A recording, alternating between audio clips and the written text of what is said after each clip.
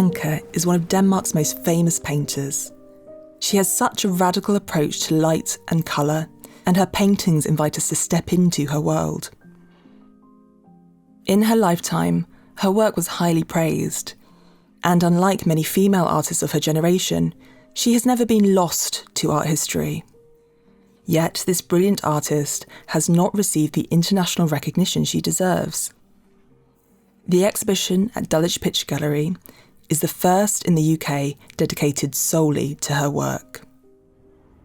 Ancher was at the heart of the Skagen artist colony, a radical group of artists who challenged the official teaching of the academy, and which emerged in Skagen, northern Denmark, in the 1870s. Sitting on a spit of land between two seas, this place has a rugged landscape marked by wild sand dunes and untamed heathland. Far from the Danish capital Copenhagen, Skagen was essentially a wilderness on Denmark's doorstep.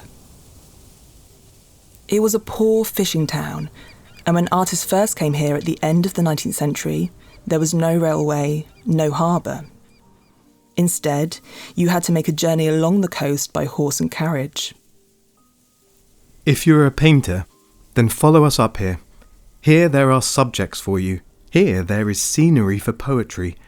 Here in the Danish country will you find a nature which gives you a picture from the African desert, from Pompeii's ash hills. Skagen is well worth a visit. But Ancher had a unique relationship with Skagen.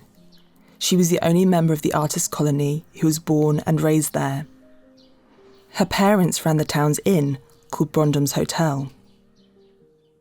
With only a few exceptions, all of Ancher's art depicts the people and places of Skagen, and her work touches on the same subjects time and time again. I firmly believe that the very best thing is to go on small trips, but staying mainly at home and painting the people of one's own country. Even though she travelled widely throughout Europe and had a very cosmopolitan outlook, she chose to focus on the place she knew best. For her, home was a source of endless inspiration.